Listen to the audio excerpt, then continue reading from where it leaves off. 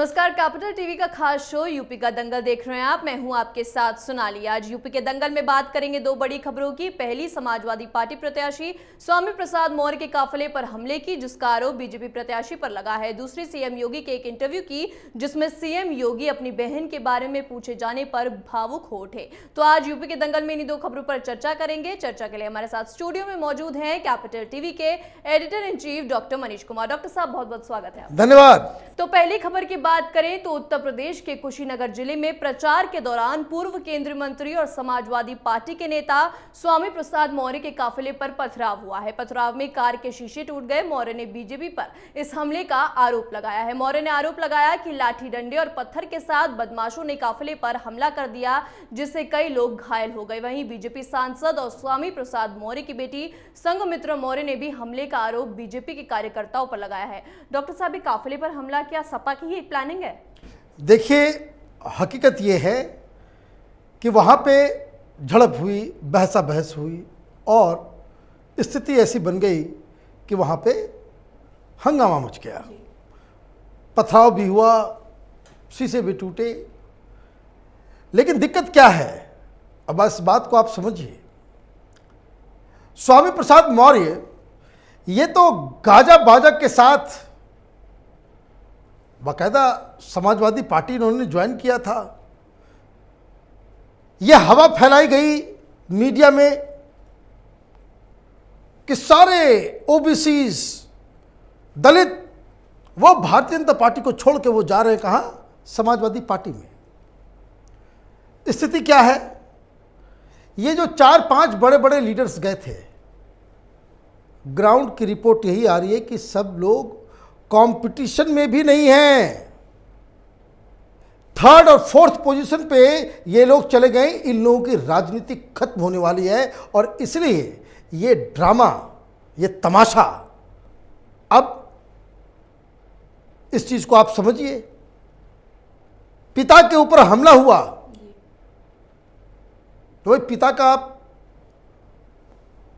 खबर लेने पहुंचेंगी ना। ये संघमित्रा मौर्य जो बीजेपी की सांसद है और बीजेपी के ऊपर ही आरोप लगा रही है, तो मैं देख रहा था वो पूरी बाइट को मीडिया के सामने। उनको अपने पिता से ज्यादा वोटों की चिंता थी। एक प्रतिद्वंदी पक्ष के लीडर, वो आपके पिता है, कोई बात नहीं, लेकिन आप जिस हिसाब से वहां पे भाषण दे रही हैं, आप ये कहें कि भाई जो हमला हुआ वो गलत है, इसकी जांच होनी चाहिए, जिन लोगों ने हमला किया उसको पुलिस उस पर कार्रवाई करे, वो बात समझ में आ रहा है। लेकिन आप वहां पे मीडिया के सामने आपने देना शुरू कर दिया भाषण। ये कहने लग गए कि भाई सारे तमाम दलित और ये जो है वंचित लोगों का जो है, इन लोगों को 10 तारीख को जवाब दीजिए। भाई पत्थर का जवाब वोट से होता है। ये कहाँ की राजनीति आपने सीख ली? अगर कहीं उद्दंडता हुई है, कहीं वायलेंस हुआ है, एक सांसद होने के नाते आपको तो सीधे सीधे ये कहना चाहिए भाई कानून को अपना काम करना चाहिए। जो लोगों ने ये काम किया है, वो कोई भी हो, किसी भी पार्टी का हो, उस पर पुलिस कार्रवाई करे। तो दिक्कत यह है कि पिता के नाम पे बेटी राजनीति करती है। पिता का पत्ता हो रहा है साफ। ये इतने बड़े लीडर हैं जो अपने पुराने क्षेत्र को छोड़ के भाग गए दूसरी जगह। हिम्मत नहीं पड़ रही कि जहां पे वो पहले से थे उसी कंस्टिट्यूंसी में फिर से लड़े। तो अब वो फाजिल में वहां पे वो चुनाव लड़ रहे हैं और वहां पे बीएसपी ने दे दिया एक मुस्लिम उम्मीदवार। यही बहुत बड़ी चिंता का विषय है। और वो अच्छा, वो 2nd पोजीशन पे उसका जो है नंबर लग रहा है। तो ये एक आप ये समझिए कि ये सब स्वामी प्रसाद मौर्य जिस दिन वो जुड़े मिले, उसके बाद से ये मीडिया और लोगों की मेमोरी से गायब हो गए। कहाँ है वो सैनी, धर्म सिंह सैनी? कोई जान भी रहा है, पहचान भी रहा है, लेकिन जो दलालों की जो गैंग है मीडिया के अंदर, इन लोगों ने बखान शुरू कर दिया था। तो ये हो जाएगा, वो हो जाए। तमाम कुछ नहीं होने वाला। और इन लोगों की पूरी राजनीति, चाहे वो राजभर हो, चाहे ये मौर्य हो, चाहे वो सैनी हो, इन लोगों की स्थिति खराब है, यही हकीकत है। इन लोगों में से कोई माने हर कोई सीट लूज कर जाए तो इसमें आश्चर्य की कोई बात नहीं, और इसलिए ये तमाशा हो रहा है। लेकिन जो कुछ भी हो रहा है इसमें भारतीय जनता पार्टी को भी इस सांसद के खिलाफ कोई सो कॉज नोटिस देना चाहिए।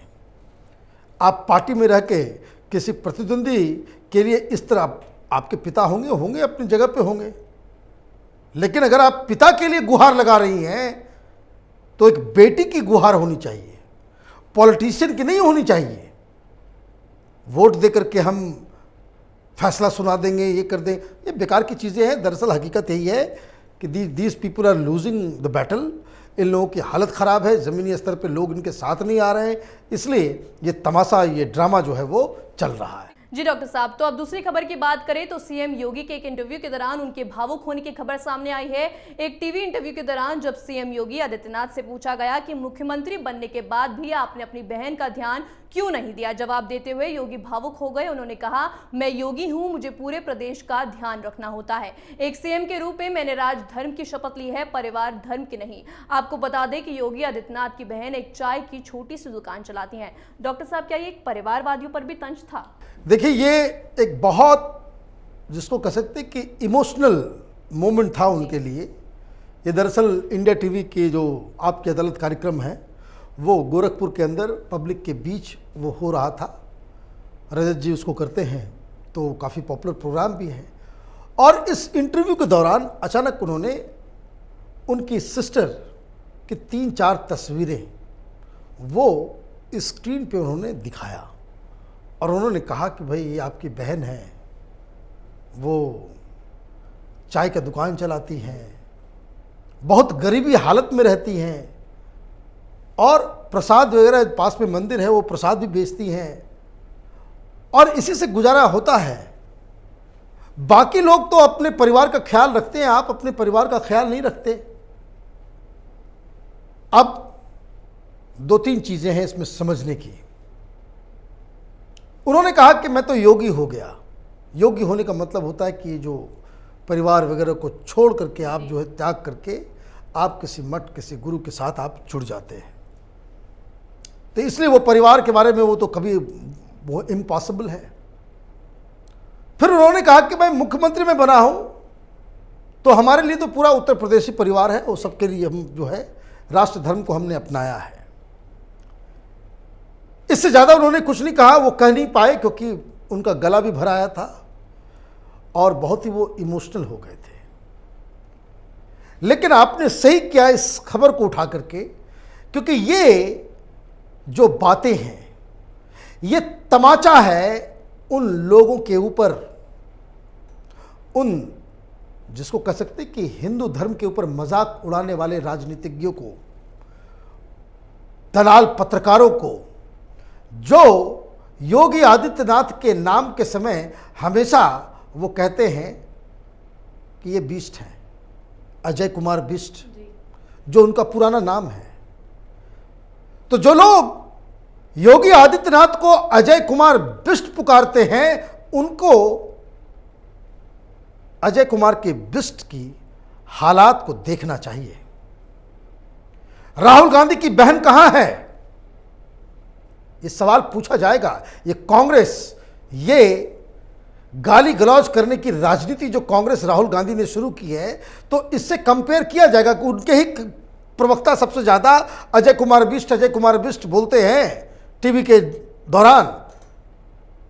तो एंकर्स को पूछा जाना चाहिए कि भाई अजय कुमार बिष्ट की सिस्टर तो वहां उस हालात में है, राहुल गांधी की बहन कहां है, प्रियंका वाड्रा की, आप ये समझिए कि स्थिति क्या है। तमाम परिवार से चलाने वाली पार्टियां, उनके भाई कहां हैं, उनके रिश्तेदार कहां हैं। लालू यादव हो गए, मुलायम सिंह यादव हो गए, शिवसेना हो गई, डीएमके हो गया, बादल हो गए, ये तमाम जो पारिवारिक पार्टियां हैं जो इस देश के अंदर जो चल रहा है, उनको ये पूछा जाना चाहिए कि आप देखो ये फर्क है। ऐसे लोग लंदन के अंदर योगी के लिए कार रैली नहीं निकालते, ऐसे मोदी का जय जयकार नहीं होता। मोदी के भाइयों को देख लीजिए, मोदी के परिवार के लोगों को देख लीजिए, वो प्रधानमंत्री हैं, इतने साल मुख्यमंत्री रहे, किसी भी परिवार के एक शख्स को 1 रुपए का भी फायदा उनके राजनीति में होने का आज तक उन्होंने मौका ही नहीं दिया। तो ये इससे बड़ा कुठाराघात विपक्षियों के ऊपर नहीं हो सकता जब ये तस्वीरें जिस किसी ने भी देखी, मैं आपको बता दूं, आप भी इमोशनल हो गई उस तस्वीर को देख के। उन्होंने कहा कि भाई इसको डील करेंगे हम, इस खबर को तो आज मैं ज़रूर लूँगी, क्योंकि वो एक ऐसा, और हिंदुस्तान ऐसे लोगों को सर माथे पे बिठा के रखता है जो इस तरह के त्याग करने की मादा रखते हैं, उतना कैपेसिटी रखते हैं, कैपेबिलिटी रखते हैं, और इस तरह का त्याग करके एक एग्जाम्पल बनते हैं। देश की जनता उन्हें ही हीरो मानती है।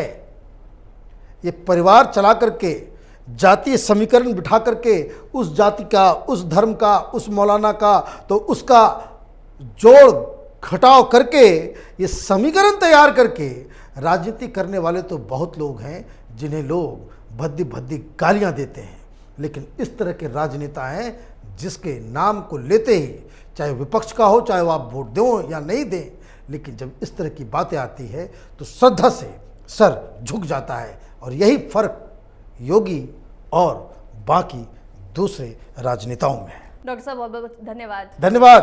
तो उत्तर प्रदेश विधानसभा चुनाव के लिए 5 चरणों का मतदान पूरा हो चुका है। बाकी दोनों चरण प्रदेश के पूर्वांचल में हैं, जो कभी सपा और बसपा का प्रभाव क्षेत्र हुआ करता था।